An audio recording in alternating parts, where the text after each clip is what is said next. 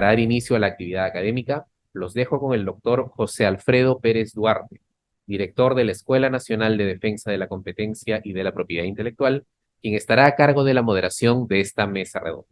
Adelante, doctor Pérez Duarte. Gracias Ciro. Muy buenas tardes. Un honor estar aquí compartiendo eh, con los miembros de la sala, ¿no? Les agradezco su participación, a quienes se han dado el trabajo de llegar hasta aquí y a quienes nos siguen vía Zoom.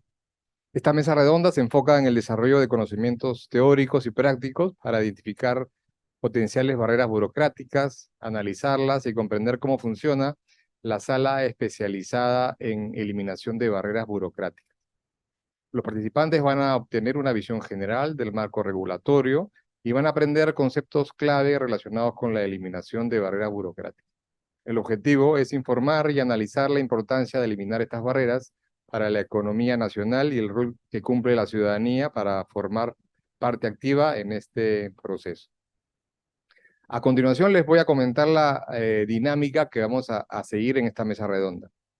En primer lugar, la secretaria técnica de la sala especializada en eliminación de barreras burocráticas, Paola Caicedo, realizará una introducción sobre la eliminación de barreras, sobre las competencias de la sala, ¿no? Explicará el funcionamiento de la Secretaría Técnica, como el de la sala propiamente dicha. Va a detallar las normas que utilizan, expondrá algunas cifras actualizadas sobre ahorro económico al eliminar una barrera burocrática. Luego, los vocales que integran esta sala, tanto el presidente, el doctor Viñolo, como el vicepresidente, el doctor Mendoza, realizarán una explicación y discusión en torno a conceptos clave, tanto normativos como doctrinarios, para el análisis de casos de barreras burocráticas, el cual estará dividido en tres: procedencia, legalidad, razonabilidad. Luego de esto, vamos a recibir algunas preguntas y esa es un poco la explicación de todo el proceso, ¿no? Sin más, voy a dejar en el uso de la palabra a Paola, secretaria técnica de la sala especializada en eliminación de barreras burocráticas. Ante Paola. Gracias, José. Buenas tardes con todos. Gracias por asistir a este evento. La Sala de Eliminación de Barreras Burocráticas es relativamente nueva, creada en el 2018, y funge como sala, como segunda instancia final administrativa acá en Indecopi en temas de barreras burocráticas. Lo que hacemos es revisar procedimientos a partir, o mejor dicho, después de que se haya presentado un recurso de apelación ante las resoluciones que hayan emitido las primeras instancias, ya sea la Comisión de Eliminación de Barreras Burocráticas o las oficinas regionales. Entonces, una vez que se generan estos procedimientos en segunda instancia, lo que busca la metodología de análisis de barreras burocráticas es revisar si las medidas interpuestas por las entidades públicas están generando alguna traba, valga decir, una barrera burocrática ya sea ilegal o irrazonable, que impida que un agente económico acceda al mercado, se mantenga en el mercado o vaya en contra de la normativa de simplificación administrativa. ¿Sí? Esto de manera general. ¿Qué utilizamos de base? Normas específicas, el decreto legislativo 1256, la ley de eliminación de barreras burocráticas, actualizado por la ley 31755, y además, bueno, normativa administrativa, ¿no? Ya sea la ley de procedimiento administrativo general, entre otros. Ahora, si hablamos de lo que necesita la ciudadanía, es importante que yo les cuente que como sala de barreras, solo en el primer semestre de este año, solo en el primer semestre de este año, hemos inaplicado más de 164 barreras, hablando únicamente de gobiernos regionales. ¿Qué me detalla esto? Que todavía en los gobiernos regionales hay mucho trabajo por hacer para seguir eliminando barreras burocráticas. Si ven la gráfica, más del 40% de barreras inaplicadas que tiene la sala solo en el primer semestre del 2023 tienen que ver con barreras impuestas por gobiernos regionales, sobre todo en el caso de los Pumas. ¿Sí? Esto es a grosso modo. Si sacamos una cifra ya de todos los años, de verdad excedemos probablemente más de 200 a 300 barreras inaplicadas. ¿Dónde puedo encontrar la información? Si soy un ciudadano a pie, ¿dónde puedo ubicar las barreras burocráticas eliminadas? ¿Hay algún buscador importante? ¿La sala emite algún boletín? Sí. Nosotros, como Sala de Eliminación de Barreras Burocráticas, emitimos 2 veces al año un boletín que junta los principales criterios que emite la Sala de Eliminación de Barreras Burocráticas. Hasta el año ya hemos generado 3 boletines, lo pueden ubicar también en la web, y ahí lo que hacemos es juntar las principales resoluciones divididas por temas para que sea de más fácil entendimiento. ¿Dónde más encuentro resoluciones? Tenemos la web donde están todas las resoluciones del tribunal, y ahí está específicamente las resoluciones que ha emitido la Sala de Eliminación de Barreras Burocráticas. Si quiero algo mucho más específico, ¿dónde puedo buscarlo? Puedo hacer mis consultas al correo consultasel@indecopy.gov.pe. Fuera de eso, puedo presentar igual mis pedidos de información y demás. Pero la sala busca que toda la ciudadanía pueda tener acceso a absolutamente todos los procedimientos que se han emitido a lo largo de los más de 3 años que tenemos ya de creación. Ahora, yendo un poco a la metodología de trabajo. Lo que hace la Secretaría Técnica es ser un apoyo técnico, valga la redundancia, para cuando los vocales vayan a analizar y resolver un caso una vez que son sesionados. ¿Qué metodología utilizamos? Para ser un poco didácticos, tenemos que enfocarnos en 4 pasos. Primero, analizamos la procedencia de la denuncia. Esta denuncia podría pasar, podría analizarlo la sala, tiene los requisitos necesarios para que sea una denuncia de eliminación de barreras burocráticas según la 1256, según la Ley de Procedimiento Administrativo General. Ojo, que lo que utilizamos son los dos principios puntuales. Uno, el principio de encauzamiento, y también el principio de interpretación favorable que ha sido recién ubicado a partir de esta nueva norma de 31755. Si la denuncia pasa primer filtro de procedencia, entramos a analizar la legalidad. Si esta medida interpuesta por la administración pública tiene un sustento legal, si la forma en que se ha emitido esta medida cumple con los criterios para su publicación, para su emisión, si cumple los criterios de simplificación administrativa, revisamos todo eso para ver si la medida es legal. Acá abrimos 2 aristas. Si se declara la medida ilegal, se termina el procedimiento. Ya no reviso nada. Pero si la medida se declara legal, entro a ver lo siguiente, a revisar indicios. Si las partes han presentado la información suficiente para nosotros poder entrar recién a pensar si la medida podría pensarse irracional. Después de revisar los indicios, nosotros sí podríamos decir, bueno, perfecto, la información presentada por los administrados o por las primeras instancias nos da la conclusión de que podríamos analizar la razonabilidad de la barrera. Entramos al 4.º paso, que es el análisis de razonabilidad, que ya es más un tema económico, y verificamos si la medida ha sido arbitraria o desproporcionada. Lo que les he explicado de manera súper general, los vocales lo van a explicar con categorías un poco más extensas, pero es básicamente lo que analizamos en barreras, para que podamos tenerlo en cuenta y puedan realizar alguna pregunta más a fondo si es que así lo deciden. Le doy pase entonces ahora al doctor Viñolo, presidente, y luego al doctor Gatti, para el primer punto de análisis de procedencia. Sí, bueno, muchas gracias. Gracias por la presentación a los miembros de la escuela del Indecopi. Gracias a ustedes también por venir, señores ciudadanos. Nosotros, tanto el que habla como el vicepresidente, vamos a tratar de mostrar teoría. En este país donde la teoría no abunda, donde la gente quiere hacer prácticas sin tener datos en la cabeza, nos trataremos que el régimen de barreras se muestre a través de sus categorías. Y yo debo partir por una frase que dijo hace muchos años Alejandro Nieto, ¿no? Recientemente fallecido hace 48 horas, un gran administrativista español, que decía, cada día una arbitrariedad menos, ¿no? Entonces, eso es lo que tratamos de hacer en Barreras. Cada día tratamos de controlar a la administración pública activa. Es nuestro trabajo, es nuestro deber, es lo que tenemos que hacer a través de el ejercicio que hace la ciudadana mediante una petición especial que es la denuncia. Y esa es una primera categoría que ustedes tienen que entender. La denuncia administrativa es una forma de petición y no debe olvidarse nunca de eso. Por tanto, es un acto que intenta incoar, incentivar a la administración pública para ejercitar potestades. Por ende, tiene unas primeras reglas mínimas que tiene que cumplir como toda fórmula de petición, principalmente de datos formales exactos, identificación plena del administrado, que se considera a sí mismo denunciante, no necesariamente interesado, es un asunto que luego lo discutiremos si quieren, pero además, en el caso de Barreras, se sobredimensiona dentro de la legislación el objeto exacto de lo que se está denunciando.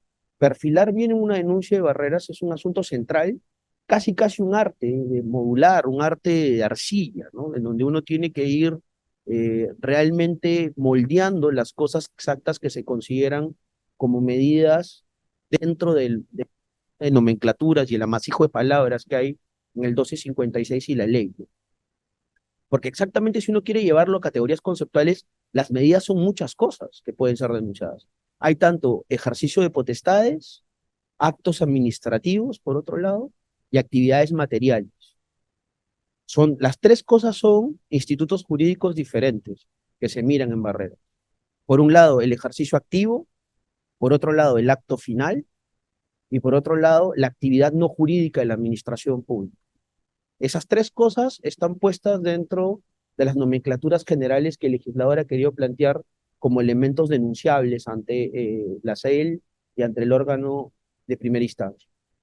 Por ende, perfilar bien ante qué estás implica seleccionar alguno de los tres institutos para luego aplicar un régimen jurídico, que no va a ser igual, porque cada instituto, dependiendo de la legislación sectorial, tiene sus propias fuentes para poder expresarse. Uno no puede tratar igual un acto administrativo final, por ejemplo, de referencia al mundo energético, que un acto de policía administrativa que pretende ser revisado, que pertenece al mundo sanitario.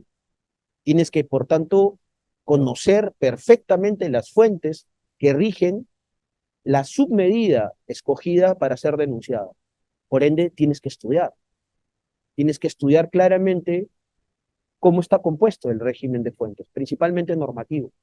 Pero además, no es solamente eso, la procedibilidad implica también un análisis de fuente jurisprudencial. Que ustedes no lo crean, la Sala de Barreras tiene que revisar permanentemente la jurisprudencia del Constitucional peruano. Tiene que revisar permanentemente la Corte Suprema nuestra para poder ver qué dice sobre una materia determinada y no patinar, por ejemplo, frente a una regla jurisprudencial que haya sido considerada como precedente. Por ende, cuando uno hace el análisis y el barrido de fuentes que se aplican sobre una medida que va a ser denunciada, tiene que también tomar en cuenta eso, con lo cual es de alguna manera una especie de segmentación de fuente para poder construir algo denunciable. No es tan fácil. ¿Qué significa eso? Saber derecho público. No, y yo no les voy a mentir, hay que saber mucho de derecho público para poder denunciar barreras. Y ese es un gran problema, porque nuestro país tiene un serio déficit educacional en cuanto a esto. Las personas no conocen mucho de derecho público, se han concentrado mucho en sectores del mundo privado y evidentemente los que actúan en el mundo privado necesitan a veces en el ejercicio de las libertades de empresa poder conocer esos regímenes sectoriales públicos que son tan complejos. El mundo industrial, el mundo farmacéutico, el mundo sanitario, el mundo relacionado con la protección industrial, policía administrativa, referida a cada uno de esos mundos. Y claro, tener todo en la cabeza es complejo. Por eso es que muchas denuncias se caen o muchas denuncias no pasan este primer filtro justamente por no hacer esta segmentación de fuentes. Pero no basta con eso. Y yo creo que ahí Dante me va a dar la razón seguramente. Siempre tenemos dudas sobre todo, y esto es el gran tema de barreras, ¿no? Es una materia muy casuística. Es una materia en donde se tiene que analizar la procedencia caso por caso, porque involucra el objeto denunciable respecto a unas libertades económicas concretas o a un alcance indirecto, como ya llama ahora. Antes este tema de la eficacia final era bastante estricto, se consideraba así, se interpretaba así, bajo un requisito que se creó que se llamaba oponibilidad, es decir, que la medida que va a ser denunciada te genere efectos en tu esfera jurídica como denunciante. Eso ahora se ha relajado, ya la ley actual creo que de manera correcta plantea la idea de que existan y aparezcan efectos indirectos no solo sobre el sujeto denunciante, sino sobre un cúmulo de sujetos, y por tanto sea una denuncia que alcance más de interés público, más relacionado a lo que considera la ley como denuncia informativa, ¿no? Entonces, de alguna manera se ha relajado, pero eso no significa que uno no tenga que señalar qué efectos produce lo que está denunciando respecto a su situación y a la de otros. Con lo cual, ese es un tercer elemento central de la denuncia. Tienes que decir qué capacidad finalística tiene la denuncia, qué fines estás buscando proteger, qué esferas jurídicas vas a buscar relacionar respecto a lo denunciado. Y eso también te tiene que llevar a otra segmentación de fuentes. Para finalmente terminar con un asunto de procedibilidad bastante fuerte en el régimen de barreras, que es un régimen de control solo de libertades económicas y propiedad. No se utiliza para todos los derechos.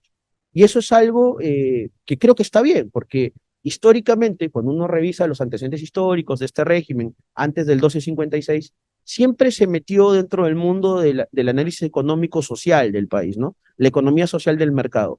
Y evidentemente los dos grandes derechos constitucionales que hay en ese mundo son las libertades económicas diversas, la libertad de empresa, las libertades de emprendimiento, la iniciativa de la libertad monetaria, etcétera, pero también la propiedad, que por cierto ha sido un campo en donde la Sala de Barreras realmente ha tenido un trabajo bastante fuerte, sobre todo en el aspecto municipal y principalmente en el tema de urbanismo, ¿no?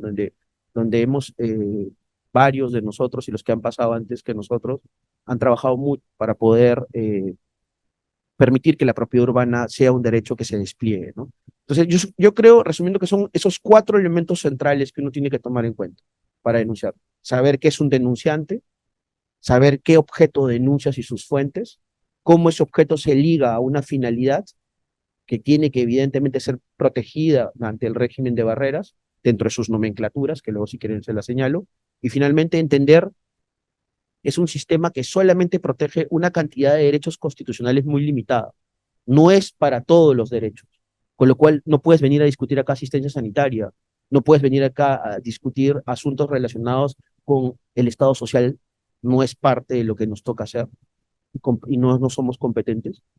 Y finalmente termino con una idea. El régimen de barreras, y se lo comentaba ayer al profesor Dante Mendoza, es un régimen que surge como reacción frente al déficit del contencioso administrativo peruano. No necesitaríamos tener un régimen de barreras en Perú si es que nuestro contencioso funcionara bien. Y por tanto, de alguna manera, trabajamos para poder tener justicia material en vía administrativa respecto a este campo concreto. Si contencioso administrativo estuviera instalado en el país como una gran jurisdicción, barreras no tendría sentido de existir.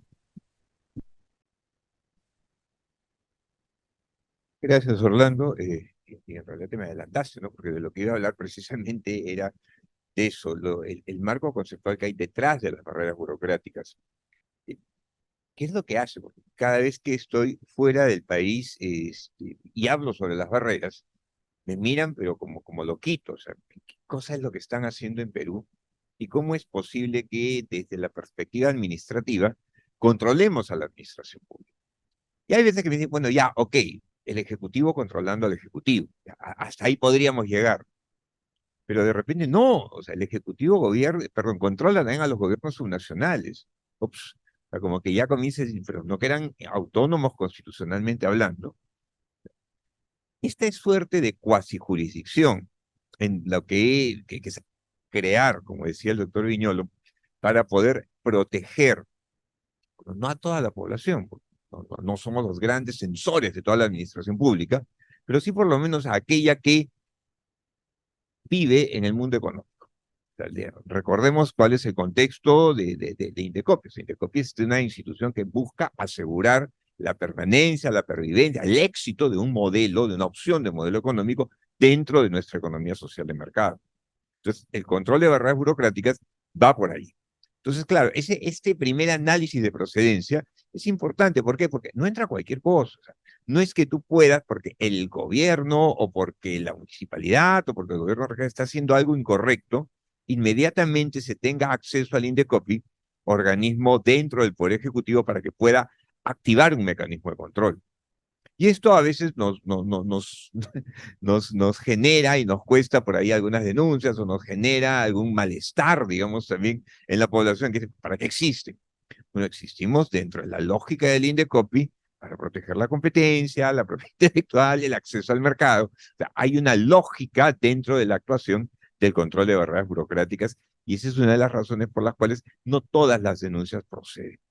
Como bien ha dicho el doctor Viñolo, hay cierto tipo de análisis y control que tenemos que hacer.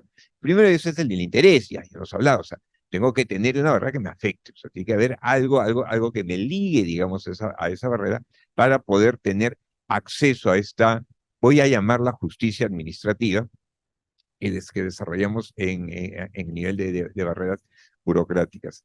Pero siempre sin olvidar que uno, tenemos división de poderes. Tenemos que ser respetuosos con esto, tenemos que ver muy bien qué es lo que le toca a cada uno. Tenemos, por otro lado, un modelo de descentralización basada en autonomías en base al territorio. Hasta qué punto el ejercicio de esta autonomía por parte de un gobierno local o por parte de un gobierno regional puede ser controlado, además, también por la comisión en primera instancia y por la sala de eliminación de barreras en segunda instancia. Entonces, dejarlo, o sea, aquí voy a intervenir chiquito nomás porque Kant, como buen teórico, ya abarcó todos los temas y ya me dejó sin libreto. Prometo que para lo que es legalidad y razonabilidad, no lo dejaremos hablar tanto al doctor Viñolo para poder intercambiar un poquito más de ideas.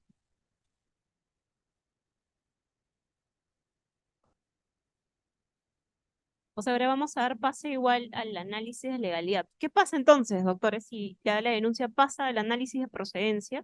Entramos a revisar legalidad. ¿Qué discusiones se dan al revisar legalidad?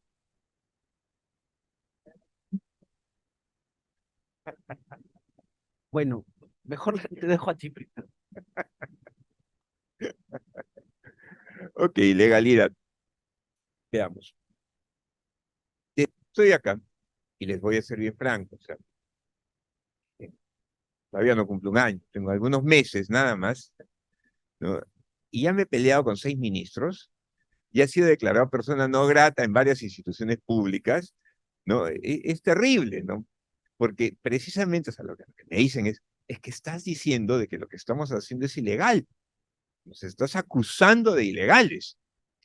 Y a mí no me queda otra que sonreírme y decir, bueno, sí, pues, están actuando al margen de la ley.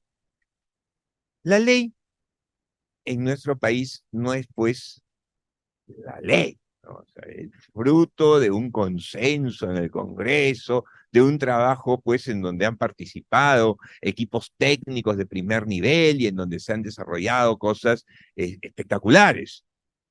No, o sea, digamos, desde hace ya unos 40 o 50 años, la ley en el Perú es el fruto de un proceso político en el cual hay que ponerse de acuerdo para poder tener cierto tipo de marco normativo mínimo. ¿Y qué es lo que sucede con la ley en el Perú? Uno, es contradictoria. Dos, invade áreas y competencias de un sector y de otro. Tres, metemos de contrabando. O sea, de repente en la Ley General de Sociedades sale una norma que no tiene nada que ver con la Ley General de Sociedades, pero bueno, es que estábamos promulgando esa ley y había que poner ahí un artículo, ¿no?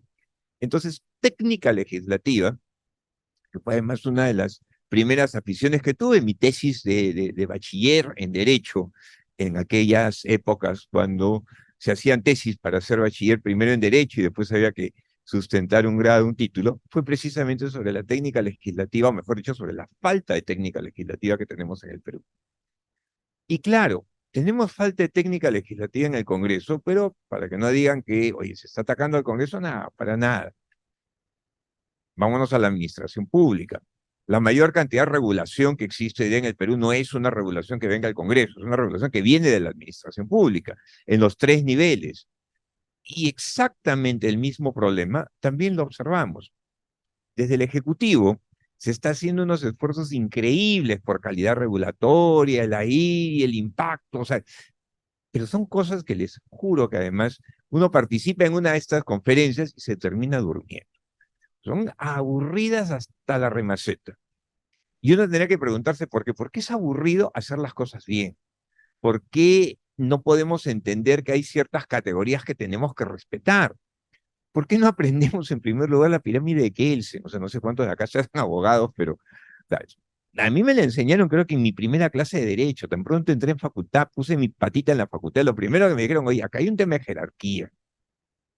Y dentro de la jerarquía normativa, es cierto, nos hemos ido complicando, hemos introducido bastante los tratados internacionales, los han dividido tratados de una, de dos o de tercera, en función de la temática que toquen, para ver cómo es que inciden en nuestro modelo constitucional. Hoy día todo el mundo se llena la boca hablando del convencionalismo y el control de convencionalismo. O sea, nos han complicado la pirámide, de acuerdo. Pero hay una pirámide, pues eso es lo primero que deberíamos saber.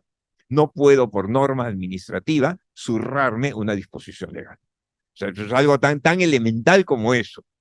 Pero siendo elemental, miren, Indecopy ahora ha bajado. O sea, es cierto, seguimos teniendo una cantidad increíble de denuncias y de cosas, pero hace no pocos años no había año en que no eliminásemos más de 1000 barreras burocráticas por año. O sea, eran unos reportes increíbles. Yo veía eso y decía, wow. Y la capacidad que tiene la administración pública para, me eliminas 1000 y te creo 2000. O sea, porque es increíble. Todos los años estamos luchando y derogando barreras ilegales. Y sin embargo, la administración se las arregla para seguir generando normativa que viola un principio tan básico en el derecho administrativo como es el principio de legalidad. Entonces, otro de los argumentos que he escuchado a raíz de un caso que estamos comentando justo antes de comenzar es el tema de las prioridades del país. ¿Qué sucede cuando tenemos un serio problema en el país? Y para poder resolver ese serio problema en el país o para poder enfrentarlo, alguna entidad de la administración pública emite cierta regulación que incide en la vida de los ciudadanos directamente o que afecta el comportamiento en el mercado para estar más en la línea de lo que hacemos. Y bueno, eso es denunciado ante la comisión y la sala de revisión y lo declaramos como algo ilegal. Entonces, claro, el gobierno de turno, porque no es este, es el anterior, y el anterior, y el anterior, se viene encima del INDECOPI y decir, estás en contra de la política nacional, estás atacando un tema estructural para el país, estás yéndote en contra de algo que es fundamental hoy día para el país. La respuesta de nosotros siempre es la misma. El fin no justifica los medios. Tu fin puede ser loable, pero tienes que guiarte y tienes que someterte a lo que Occidente, porque no es un invento de Perú, es un invento de Occidente, tiene claro desde hace más de 200 años. Legalidad, Estado de Derecho, sometimiento de todos al Estado de Derecho. Si tienes una ley que te impide hacer algo, porque tu fin es muy noble, no vas a arrasar y no vas a aplastar la ley. Y en esto les digo, somos muy claros y muy claros incluso en casa, ¿no? O sea, hay ciertas disposiciones, por ejemplo, para permitir la tarea de supervisión de un montón de entidades públicas. En la supervisión, la fiscalización, cuando te toca el fiscalizar y se quiere meter a tu casa. Pero oye, hay un derecho a la inviolabilidad del domicilio. ¿Y qué es lo que hacemos? Le ponemos una multa por no haberte dejado violar tu inviolabilidad del domicilio. Y lo tenemos ya casi que normalizado porque decimos, es que de otra manera no podríamos hacerlo. Y en realidad siempre hay otra manera para poderlo hacer. Siempre hay la manera correcta, siempre hay la manera legal. El primer filtro, bueno, el primero es el de procedencia, pero inmediatamente después lo que analizamos es si aquello que nos están denunciando está dentro de la pirámide de Kelsen alineadito. Vale decir, está respetando el marco jurídico vigente. No nos enfocamos en el fin que persigue la administración pública con la barrera. Y hay que tenerlo claro. Siempre va a haber un fin público. Siempre la administración nos va a decir, es que estoy combatiendo tal conducta. Estoy evitando que se presente tal otra conducta. Estoy peleando por una política nacional. Estoy tratando de desarrollar política nacional, regional, local o lo que sea. Siempre va a haber un fin noble. Pero la pregunta que hay que hacernos es cumplir ese fin, justifica los medios, y el medio es destruir el Estado de Derecho. Ustedes se reirán, y, pero qué dramático el profesor Mendoza. No, señor, en el momento que permitimos que desde el propio Estado se viole el principio de legalidad, el principio de jerarquía de las normas, estamos destruyendo, estamos atacando la esencia misma del Estado de Derecho. Y a ver qué te queda. Bueno, todavía siempre hay vida detrás de los argumentos. Eh, El doctor Mendoza es de formación teutona, ¿no? Alemana, entonces le voy a hablar un poquito en su idioma, ¿no? Eh, el principio de legalidad que nosotros analizamos es el positive bind, es decir, vemos que la medida sea acto administrativo, actuación material, comportamientos de la administración o asuntos relacionados con el antiformalismo, lo que comúnmente se conoce como el burocratismo del procedimiento, respete o no respeta las fuentes de derecho. La firma de Kelsen, que incluye un montón de fuentes, pero principalmente dos fuentes centrales, la Constitución y la ley. Y dentro de ese campo hay múltiples opciones. Puede haber afectaciones al principio de competencia, puede haber afectaciones a la juridicidad de la actuación, puede haber afectaciones a los principios derivados de la legalidad, tanto material como formal, puede haber afectaciones a los asuntos relacionados con la justificación y la razonabilidad, que luego empatan con el otro tipo de barrera, puede haber afectaciones a prohibiciones legales expresas. Por eso les decía que este mundo es muy casuístico. Y legalidad en el fondo es la fórmula de respuesta que ha dado el legislador para tratar de hacer que un grupo de funcionarios se coloque en una posición de descarte de todas las actuaciones de la administración activa que sean contrarias a derecho. Y eso es lo que se tiene que entender y es nuestro trabajo. Nosotros controlamos de paje a rey, de gobierno a municipalidad distrital. Da lo mismo quien tengamos al frente. Consejo de Ministros, Ministerio, Municipalidad distrital, el que sea, el que haya producido una actividad que violente libertades económicas o propiedad es controlada a través de barreras. Entonces, eso tiene que quedar claro, porque a veces nos piden deferencia. Nosotros no tenemos deferencia hacia la administración. Nosotros fiscalizamos a la administración. Nosotros tampoco tenemos deferencia a los administrados. Nosotros tomamos las denuncias de los administrados para analizar, porque estamos en medio de un procedimiento contradictorio, donde hay un denunciante y una denunciada, que es la administración pública. ¿Hay alguna discusión que había en Barreras si algún tipo de empresa pública podría calzar dentro de este peculiar campo de los administrados de Barreras? Podría ser. Hay una dogmática, lo conoce muy bien el profesor Mendoza, de algunos administrativistas peruanos que piensan que hay empresas públicas que tienen forma jurídico-pública, ¿no?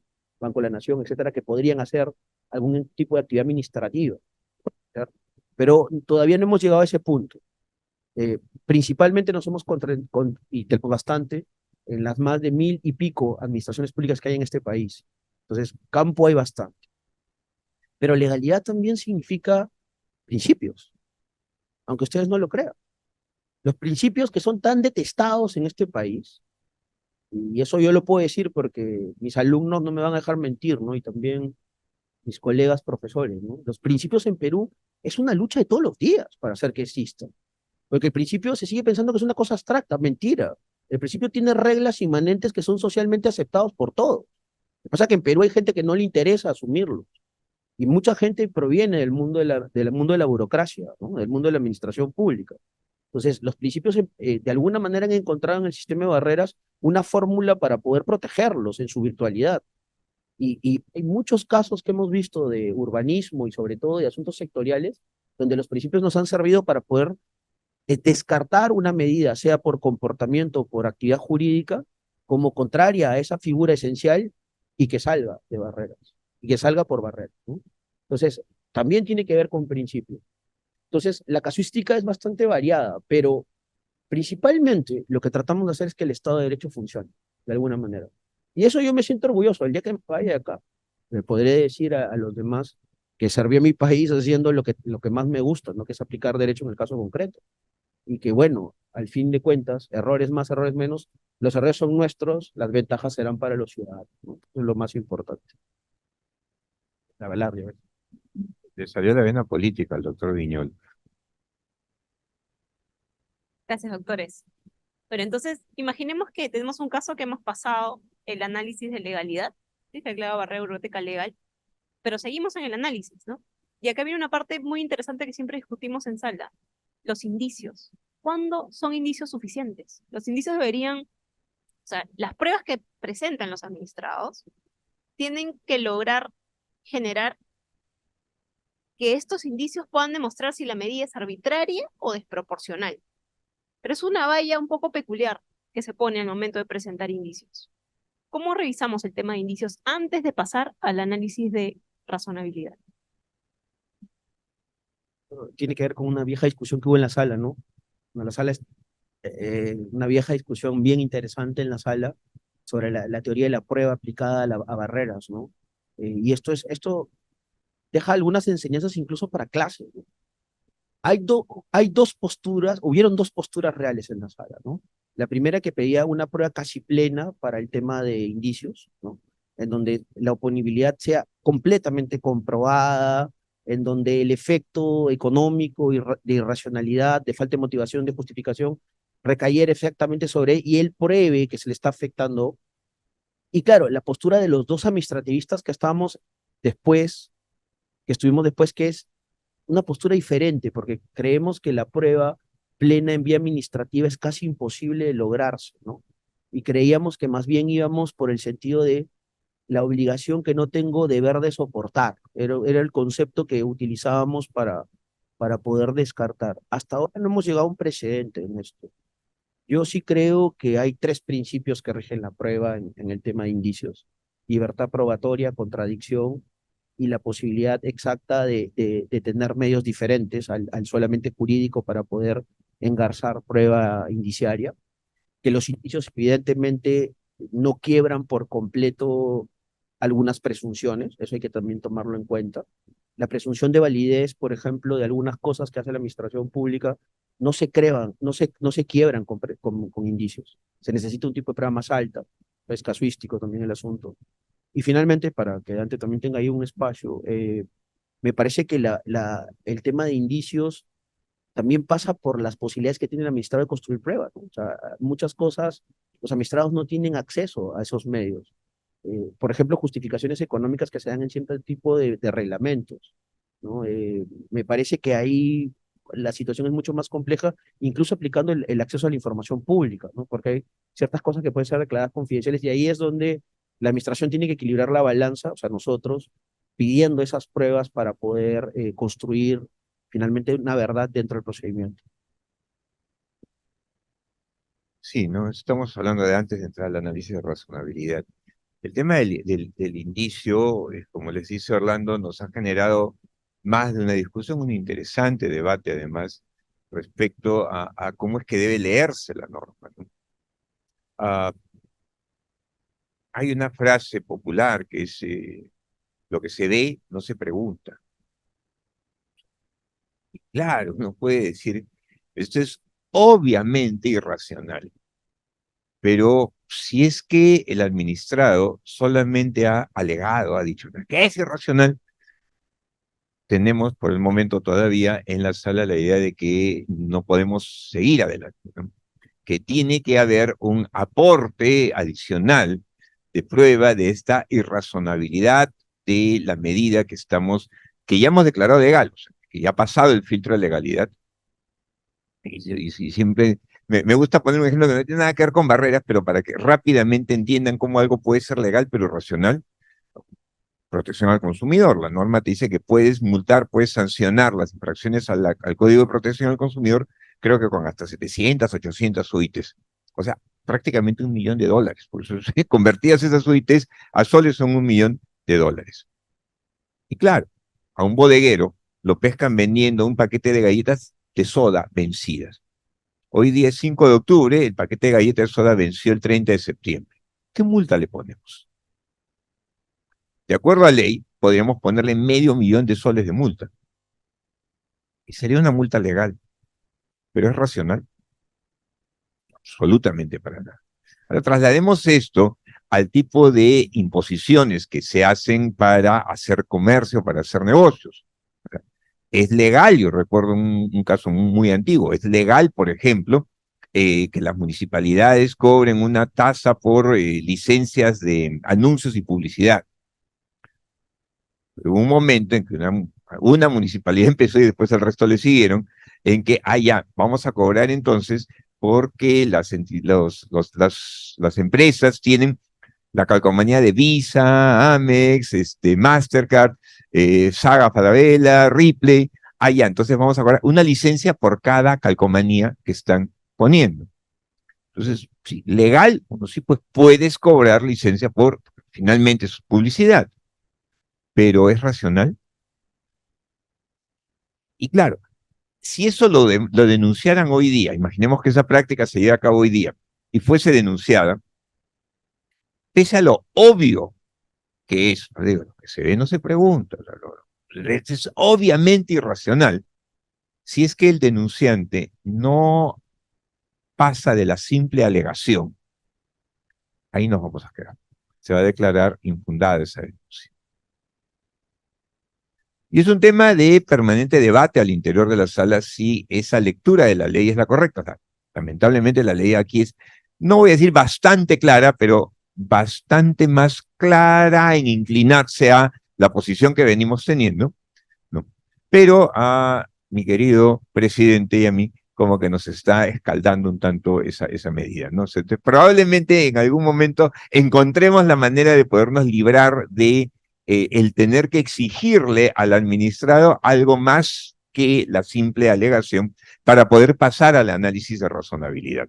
Porque como bien dijo el doctor Viñolo, no necesariamente las pruebas, los documentos para poder demostrar lo que es evidente puede estar al alcance de los ciudadanos. Esto no le ha gustado a nadita a nuestra Secretaría Técnica, pero se la vi. Pero hay un tema más, ¿no? La ley ahí es desequilibrada y eso es un mensaje al Congreso. No hay inversión de la carga de la prueba respecto a la administración pública. Ese es un tema que se le dijo en algún momento al Congreso de la República, tienen que mirar, porque si estás en un contradictorio y tú generas que haya indicios sobre una de las partes, tendría que haber inversión de la carga de la prueba respecto a otras, o presunciones, por ejemplo, que se han utilizado mucho en el contencioso. ¿Se acuerdan ustedes cuando la administración pública quería letargar un juicio contencioso y decía, no entrego el expediente? Bueno, esto ha pasado en todo Occidente. ¿Qué han hecho algunas legislaciones? Han invertido la carga de la prueba. Si la administración entrega el expediente, se presume válida la demanda contenciosa. Algo así se tiene que hacer también en Barreras, de alguna manera.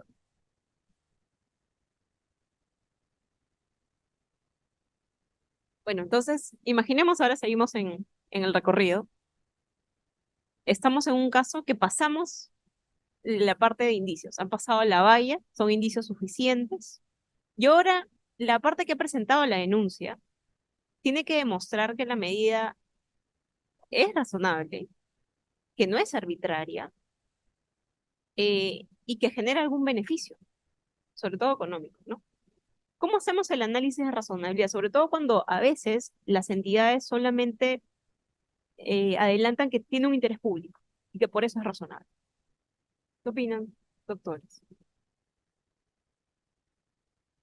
La razonabilidad es probablemente, yo diría que el test máximo de la actuación y la sapiencia administrativa, y les voy a decir con mucho orgullo que qué alegría que sea Indecopi la institución pública que tenga a su cargo el análisis de razonabilidad, porque importa un análisis muy elevado, un tecnicismo muy fuerte para poder entrar a decirle al gobernante lo que estás haciendo lo podrías hacer mejor de otra manera.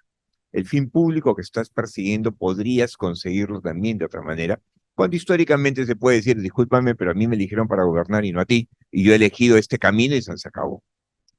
Nuestra legislación ya desde hace bastantes años ha optado por decir, no, un ratito, como estamos buscando asegurar la pervivencia de un modelo de desarrollo económico que está demostrando a lo largo de los años que es positivo y que puede generar crecimiento y bienestar para el país, vamos a tener que ponerte un límite a esa capacidad de gobierno nacional, local o regional que puedas tener para imponerle en tu ius imperium al ciudadano alguna actividad, alguna obligación.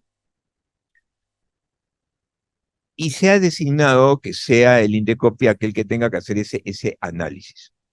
¿Qué problemas tenemos al momento de hacer el análisis? El primero es, ¿qué pasa cuando, y aquí voy a ir más bien en el otro sentido de lo que decía hace un rato, también lo que se ve no se pregunta, ¿qué pasa si es evidentemente razonable lo que se está haciendo, pero nuestros amigos, y con todo cariño y aprecio, porque tengo amigos increíblemente buenos procuradores, pero el procurador no defiende, no dice nada, no se manifiesta, o lo que es peor, se defienden muy mal. Alguien les preparará pues un documento y estamos tratando de analizar la razonabilidad de que a los gatos no se les permita arañar los muebles y nos mandan un informe acerca de los conejos. O sea, no va, no nos ayuda al momento de resolver, no tenemos cómo poder evidenciar que efectivamente la medida, que ya pasó todos los filtros que hemos estado hablando, es una medida racional y terminamos diciendo que no hay sustento. Entendemos que una medida es irracional cuando no tiene sustento. Si la administración no la sustenta, no la evidencia, no la soporta adecuadamente, vamos a tener que declarar como una medida irracional. Y eso nos ha pasado no una, varias veces. O sea, por lo menos de los 6 ministerios en donde no me pueden ver, hay 3 en donde la razón es claramente que su medida es necesaria, es racional, pero su procurador se defendió hasta las patas de los caballos. Y es muy difícil también hacerles entender eso. O sea, hemos tratado de amablemente mandar comunicaciones desde Secretaría Técnica, recomendándoles, pues, oigan, defínanse mejor. O sea, no es que seamos enemigos de un determinado sector, pero de lo que sí somos enemigos es que la actuación de la administración sea arbitraria, entendiendo por arbitrariedad el tomar decisiones porque yo soy el gobernante. Las decisiones se toman con motivación, con fundamento, sea para regular, sea para imponer alguna obligación, sea para determinar cómo es que va a ser el comportamiento, en nuestro caso, de los agentes en el mercado. Sí, bueno, estaba pensando cómo resumo todo lo que Dante ha dicho, ¿no? Y hay una frase castiza bien interesante que dice que no se puede matar mosquitos a cañonazos. Esa es la verdad de las cosas, ¿no? Las frases de las abuelas a veces resumen mejor todo un libraje de datos jurídicos, ¿no? Y en realidad eso es lo que hacemos en la parte de racionalidad. Revisamos dos grandes aspectos. Justificación de la medida, ¿no? Para ver si tiene motivación de fondo sobre lo que se ha adoptado y había un periodo de reflexión de la administración pública para haber adoptado una política pública, un comportamiento, una actividad material, un acto administrativo o incluso un reglamento, ¿no? Sobre determinadas cuestiones. Y por eso el gran valor, y eso es enseñanza para los funcionarios, no basta con repetir tu costo-beneficio. Tienes que hacer un análisis cuando haces una... Hacer normas debe ser el oficio jurídico más difícil que hay en el derecho. Hacer normas significa proyectar, pero también reflexionar y ver las alternativas y sobre todo justificar lo que vas a hacer. Y justificar cuando limitas. Justificar cuando delimitas además derechos, cuando tratas de acomodarlo hacia el interés público. Porque alguien te lo va a corregir a posteriori. Puede ser el INICOPI, puede ser un juez. ¿Sí? Y eso puede estar en revisión en algún punto. Que ese trabajo debería ser hecho a través de la acción popular, básicamente. Pero en el Perú no se hace. ¿Sí? Lo tenemos que hacer nosotros. Y a buena hora que lo hagamos. Lo seguiremos haciendo los dos por ahora y cuando ya nos manden el otro vocal seremos los 3, ¿no? Pero no es solamente eso, es también el principio de proporcionalidad.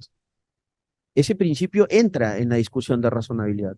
Los medios utilizados, los que sean por parte de la administración, seleccionados en la medida denunciada, cumplen lógica y coherentemente con los fines que se intentan revisar, justificar y hacer. Y muchas veces ese análisis, que ya tiene un test puesto por el Constitucional, por el Tribunal Constitucional, pues nos lleva a decir, no, es una medida desproporcionada, ¿no? Se pretende, por ejemplo, cerrar lo que dicen algunos periodistas, ¿no? Que los periodistas nunca le den derecho a un periodista, es peligroso, ¿no? Entonces, dice un periodista, cierren todo un barrio para que no existan problemas de seguridad ciudadana. Eso no se puede hacer. Eso no se puede hacer. O sea, tú no puedes intentar que no haya una ciudad pública para poder evitar la delincuencia. Tienes que tratar de hacer el trabajo segmentado que te toca con potestades y actividades técnicas para poder lograr que exista un orden público mínimo en un espacio urbano. Pero tú no puedes impedir el ejercicio de derechos, menos si eres una administración pública que ejecuta la ley. Entonces, eso es desproporción. Eso es falta de acomodo del objetivo respecto a la medida. Y además siempre pensar que hay criterio pro homine, no se olviden de eso. Todo es pro homine y pro libertate. Nosotros vivimos bajo ese sistema. Cuando tienes muchas medidas, escoge la que menos afecte a la esfera del ciudadano. No tengas la vida a cuadritos. trata de que la vida del ciudadano sea mejor, ya bastante tenemos con aguantar el poder público que tenemos, ¿no? Entonces trata de que la vida no le genere más sobrecostos, una vida misérrima, ¿no? Una vida llena de problemas, porque la administración pública escogió la medida que era más fatigosa, más complicada, menos prómine, menos pro libertad, ¿no? Entonces, esas tres cosas nosotros miramos. Y esas tres cosas las analizamos a través de los medios iniciarios y los medios probatorios que presente el denunciante, pero en ese punto exacto de la revisión de barreras irracionales, posiblemente irracionales, ya la carga de la prueba para muchos de nosotros se invierte hacia la administración. Ellos tienen que probar que esos filtros los han cumplido. Si no los prueban realmente con los mecanismos que dice el régimen correspondiente, en el caso de un reglamento, en la exposición de motivos, con informes administrativos, o en el caso de un acto, en el procedimiento que corresponda, y en el caso de una actuación material porque tiene una actividad jurídica atrás que la soporte, simplemente se declara barrera irracional. Y eso es lo que sucederá.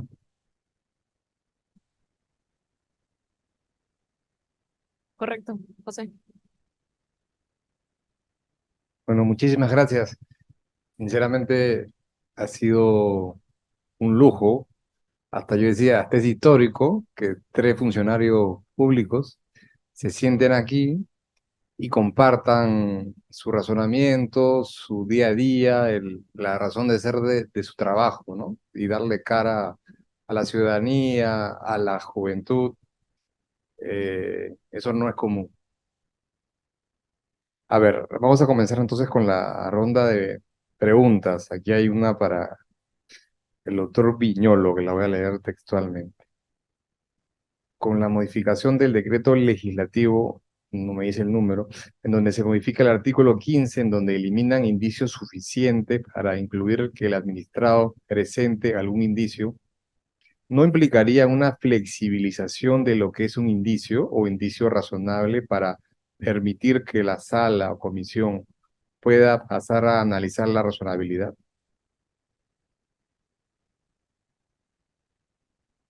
Sí, en realidad han disuelto la oponibilidad, ¿no? Que era un viejo requisito que nosotros revisábamos, pero además ha atacado el tema probatorio, ¿no? De alguna manera ha primado la idea de expandir la libertad probatoria, ¿no? Y tratar de que los indicios se disuelvan, ya no existan realmente a priori. Eso no significa que el no presentar indicios te ayude a ganar un procedimiento de barrera, ¿sabes? Es mejor tenerlos a no tenerlos. Eso sí les digo con sinceridad. Puede ser que la ley ahora haya flexibilizado y te permita presentar algo solamente con una alegación verbal o escrita, pero siempre una postura tendrá, en el derecho al menos, mucha más justificación y posibilidad de éxito si es que tiene medios probatorios. Eso me parece que te lleva a siempre, al menos para, este es un mensaje para abogados, ¿no? Siempre los que intenten justificar una denuncia tengan un listado de medios probatorios que se conecte con la alegación hecha. Gracias. Aquí hay una para Dante. ¿Qué comentario tiene acerca de la reciente modificatoria respecto a la presentación de ciertos indicios que debe presentar el administrado para justificar una barrera carente de razonabilidad? Antes eran suficientes indicios. ¿Cómo se traslada ello en los casos que ustedes ven? Bueno, es la misma pregunta que le han hecho al doctor Viñolos. Digamos, lo mismo fraseado de otra manera, ¿no? O sea, no hay mayor novedad, ya la contestó el doctor Viñolo.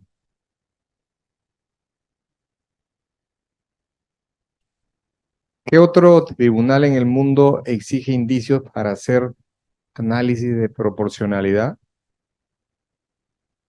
Todos. Y la última, ¿es lo mismo una barrera burocrática que una norma de un acto administrativo? Para el doctor Mendoza. A ver, veamos.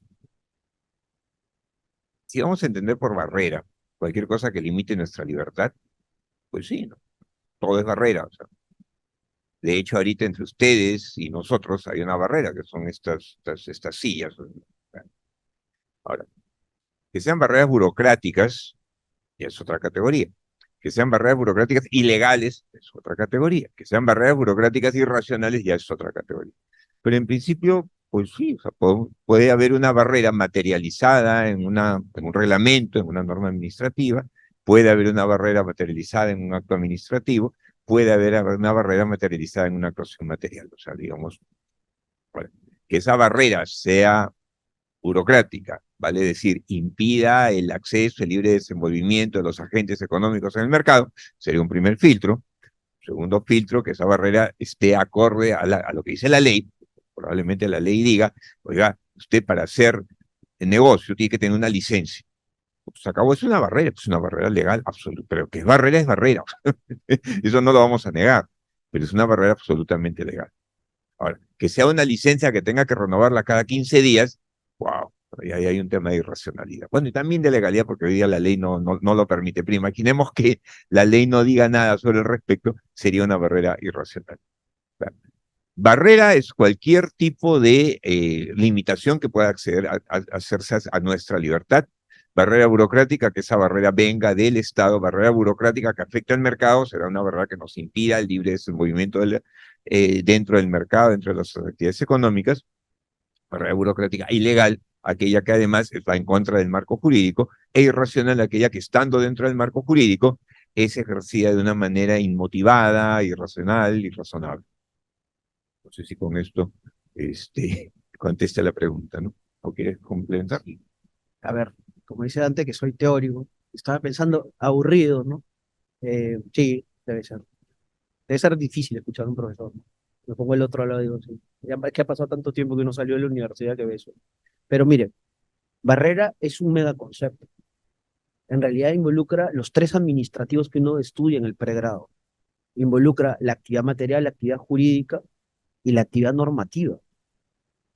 El legislador peruano ha creado un megaconcepto para tratar de controlar toda la actividad administrativa. Y ahora, incluso la actual reforma ha ido mucho más allá, porque nos ha metido también para controlar las omisiones. Y eso va a ser un problema. Vamos a tener que construir teoría dentro de la sala para poder controlar omisiones que generen barreras. Que eso se había previsto hace buen tiempo que se haga, pero ahora ya el legislador lanzó todas las bardas acá para poder ver el tema que tendríamos que hacer. En cualquier caso, yo creo que los que deberían estar pidiendo algo son los constitucionalistas, ¿no? Porque el Código Procesal Constitucional cada vez más se va vaciando alrededor de barreras, al menos en libertades económicas.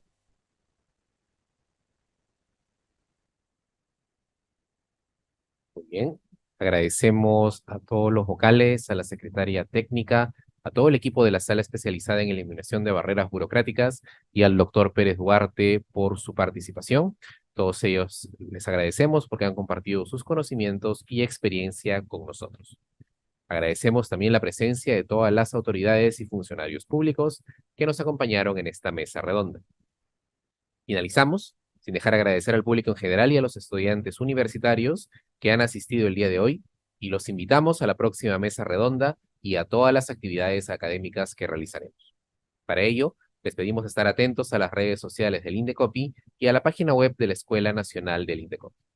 Muchas gracias y hasta la próxima. Indecopi. Compunche Perú. Bicentenario del Perú 2024. Gobierno del Perú.